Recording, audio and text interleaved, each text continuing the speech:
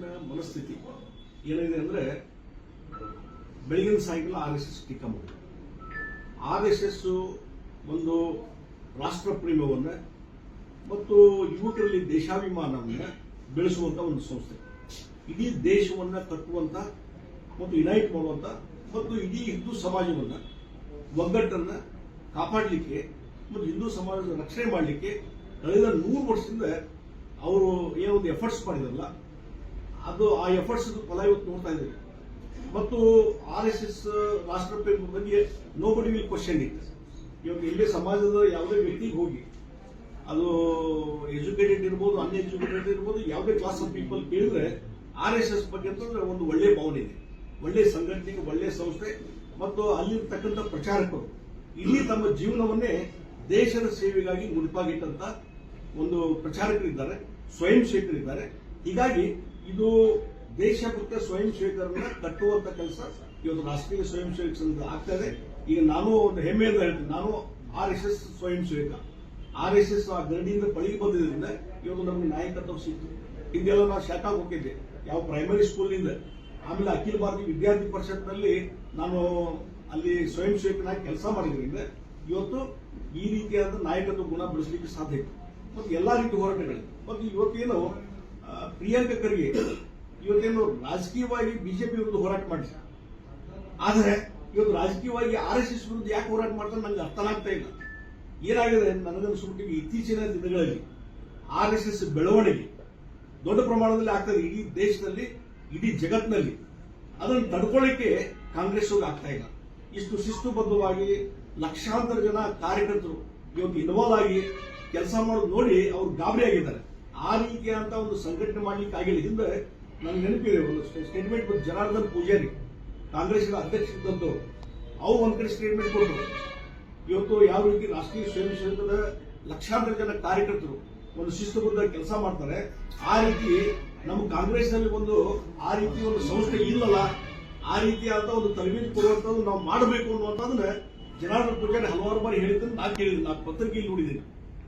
ಈ ರೀತಿಯಾದಂತಹ ವಾತಾವರಣ ಇದ್ದಾಗ ಇವತ್ತು ಕೇವಲ RSS ಬೆಳವಣಿಗೆ ಅವ್ರು ಟಾಲರೇಟ್ ಮಾಡ್ಲಿಕ್ಕೆ ಆಗ್ತಾ ಇಲ್ಲ ನನ್ನ ಅನ್ಸುಮಟ್ಟಿಗೆ. ಇತ್ತೀಚೆಗೆ ನೋಡ್ರಿ, ಈಗ ರೂಟ್ ಮಾರ್ಚ್ ಆಯ್ತು, ಬೆಳಗಾವಿ ಇರ್ಬೋದು, ಹುಬ್ಬಳ್ಳಿ ಧಾರವಾಡ ಇರ್ಬೋದು, ಬಾಗಲಕೋಟೆ ಇರ್ಬೋದು, ಅಥವಾ ಸಣ್ಣ ಸಣ್ಣ ತಾಲೂಕು ಪ್ಲೇಸ್ ಗೋಕಾಕದಲ್ಲಿ ಇರ್ಬೋದು, ಬೈಲಹೊಂಗಲದಲ್ಲಿ ಇರ್ಬೋದು, ಕನಿಷ್ಠ ತಾಲೂಕು ಪ್ಲೇಸ್ ನಲ್ಲಿ 1,000-2,000 ಜನ ಸ್ವಯಂ ಸೇವಕರು ಗಣವೇಶದಲ್ಲಿ ಭಾಗವಹಿಸಿದ್ದಾರೆ. ಇಲ್ಲಿ 5,000ಕ್ಕೂ ಹೆಚ್ಚು ಗಣವೇಶದಲ್ಲಿ ಭಾಗವಹಿಸಿದರು. ಹುಬ್ಬಳ್ಳಿಯಲ್ಲಿ 8,000ಕ್ಕೂ ಹೆಚ್ಚು ಕಾರ್ಯಕರ್ತರು ಗಣವೇಶದಲ್ಲಿ, ಧಾರವಾಡದಲ್ಲಿ, ಬಾಗಲಕೋಟೆಯಲ್ಲಿ 10,000ಕ್ಕಿಂತ ಹೆಚ್ಚು ಗಣವೇಶಧಾರಿಗಳು ಆ ರೂಟ್ ಮಾರ್ಚ್ ಪಾರ್ಟಿಸಿಪೇಟ್ ನೋಡಿದ್ರೆ, ಮತ್ತು ಇಡೀ ದೇಶದಲ್ಲಿ 83,000ಕ್ಕಿಂತ ಹೆಚ್ಚು ಶಾಖೆಗಳು ನಡೀತದೆ. ಹೀಗಾಗಿ ಬಹುಶಃ ಕಾಂಗ್ರೆಸ್ ಟಾಲರೇಟ್ ಮಾಡ್ಲಿಕ್ಕೆ ಆಗ್ತಾ ಇಲ್ಲ. ಆ ದೃಷ್ಟಿಯಿಂದ ಇವತ್ತು ಏನಾದರೂ ಮಾಡಿ ಇವತ್ತು ನಿಷೇಧ ಮಾಡಬೇಕು. ಈಗ ಹೇಳ್ತಾರೆ ಮೊದಲ ನಿಷೇಧ ಮಾಡಿ ದಿನೇಶ್ ಗುಂಡೂರಾವ್ ಹೇಳಿದ್ದಾರೆ, ಇಲ್ಲ ಸಂಪೂರ್ಣವಾಗಿ RSS ನಿಷೇಧ ಮಾಡಬೇಕಂತೇಳಿ. ಏನ್ ನೈತಿಕತೆ ಇದೆ ನಿಮ್ಗಂತ? ದೇಶವನ್ನ ಕಟ್ಟುವಂತವ್ರ ಬಗ್ಗೆ ನಿಷೇಧ ಮಾಡಿ ದೇಶವನ್ನು ಹಾಳು ಮಾಡಬೇಕಂತ ನೀವು ಬಯಸಿದ್ರಿ ಅಂತ ನನಗೆ ಅನಿಸ್ತದೆ. ಹಿಂದೆ ಇದೇ ಕಾಂಗ್ರೆಸ್ ಮೆಂಟಾಲಿಟಿ ಇದ್ದಂತವ್ರು 3 ಸಾಲ ಇದು ನಿಷೇಧ ಮಾಡುವಂತ ಪ್ರಯತ್ನ ಆಯಿತು. ಹಿಂದೆ 1948ರಲ್ಲಿ ಮಹಾತ್ಮ ಗಾಂಧೀಜಿಯವರ ಏನು ಹತ್ಯೆ ಆಯ್ತಲ್ಲ, ಆ ಸಂದರ್ಭದಲ್ಲಿ ನಾಥುರಾಮ್ ಗೋಡ್ಸೆಗೆ ಸಂಬಂಧ ಇಟ್ಕೊಂಡು ಅವರು ಸಂಘಕ್ಕೆ ಸಂಬಂಧ ಅಂತ ಹೇಳಿ ಈ ರೀತಿಯಾದಂತದ್ದು ಸಂಘದ ಇಡೀ ಸಂಘವನ್ನೇ ತೆಗೆದುಕೊಂಡು ನಿಷೇಧ ಮಾಡುವಂತ ಕೆಲಸ ಅವತ್ತು ಅವ್ರ ಗೃಹ ಮಂತ್ರಿ ಅವರು ವಲ್ಲಭಾಯ್ ಪಟೇಲ್ ಇದ್ದು ವೈಯಕ್ತಿಕವಾಗಿ ತೆಗೆದುಕೊಂಡಂತ ನಿರ್ಧಾರ ಅದು ವಲ್ಲಭಾಯ್ ಪಟೇಲ್. ಇವಾಗ ವಲ್ಲಭಾಯ್ ಪಟೇಲ್ ದೇಶಭಕ್ತ, ಇಡೀ ದೇಶವನ್ನು ಒಗ್ಗಟ್ಟು ಮಾಡಿದಂತ ವ್ಯಕ್ತಿ. ಅವರು ಮಹಾತ್ಮ ಗಾಂಧಿ ಹತ್ಯೆ ಆದ ಸಂದರ್ಭದಲ್ಲಿ ಆ ರೀತಿ ಅಪಪ್ರಚಾರ ಮಾಡಿದ್ರಿಂದ ಅವರು ಗೃಹ ಮಂತ್ರಿ ಇದ್ದ ಅನಿವಾರ್ಯವಾಗಿ ಅವರು ಆ ನಿರ್ಧಾರವನ್ನು ಕೈಗೊಳ್ಳುವಂತದ್ದು. ಜವಾಹರ್ಲಾಲ್ ನೆಹರು ಪ್ರೈಮ್ ಮಿನಿಸ್ಟರ್ ಇದ್ರು. ಈಗ ಜವಾಹರ್ಲಾಲ್ ನೆಹರು ಅವರು ಗಮನಕ್ಕೆ ಬರೋದು ನಿಷೇಧ ಮಾಡ್ಲಿಕ್ಕೆ ಸಾಧ್ಯನೇ ಇಲ್ಲ, ನಿಷೇಧ ಮಾಡಿದ್ರು. ಆಮೇಲೆ ಮುಂದೆ ಇದಕ್ಕೆ ಈ ನಾಥುರಾಮ್ ಗೋಡ್ಸೆಗೂ ಇದಕ್ಕೆ ಏನು ಸಂಬಂಧ ಇಲ್ಲ ಅಂತ ಹೇಳಿ ಅದೇ ಕೇಂದ್ರ ಸರ್ಕಾರ 1 ವರ್ಷದ ನಂತರ ಅದನ್ನು ವಾಪಸ್ ತಗೊಂಡ್ರು ನಿಷೇಧ. ಹಾಗಾದ್ರೆ ನಿಷೇಧ ಮುಂದುವರಿಸಬಹುದಾಗಿತ್ತಲ್ಲ, ಮಾಡಲಿಲ್ಲ. ಇದು ಒಂದು ಹಂತದಲ್ಲಿ 48ನೇ ಇಸ್ವಿಯಲ್ಲಿ ಮತ್ತೆ 49ನೇ ಇಸ್ವಿಯಲ್ಲಿ ಅದನ್ನು ವಾಪಸ್ ತಗೊಂಡ್ರು. ಅದೇ ರೀತಿ 1975ರಲ್ಲಿ ತುರ್ತು ಪರಿಸ್ಥಿತಿ, ಇಂದಿರಾ ಗಾಂಧಿಯವರು, ಶ್ರೀಮತಿ ಇಂದಿರಾ ಗಾಂಧಿಯವರು ಪ್ರಧಾನಮಂತ್ರಿ ಇದ್ರು, ತುರ್ತು ಪರಿಸ್ಥಿತಿ ಘೋಷಣೆ ಮಾಡಿದಾಗ ಹಲವಾರು ಸಂಘಟನೆಗಳನ್ನು ನಿಷೇಧ ಮಾಡಿದ್ರು. ಹಾಗೆ ಈ RSS ನಿಷೇಧ ಮಾಡಿಬಿಟ್ರು. ಅದಕ್ಕೆ ಹಿಂದಿಲ್ಲ ಮುಂದಿಲ್ಲ, ಕಾರಣ ಇಲ್ಲ, ಏನಿಲ್ಲ, ನಿಷೇಧ ಮಾಡಿಬಿಟ್ರು. ನಿಷೇಧ ಮಾಡಿದ ಮೇಲೆ ಮುಂದೆ 77ರಲ್ಲಿ ಆ ತುರ್ತು ಪರಿಸ್ಥಿತಿ ವಾಪಸ್ ತೆಗೆದುಕೊಳ್ಳುವಂತ ಪರಿಸ್ಥಿತಿ ಬಂತು.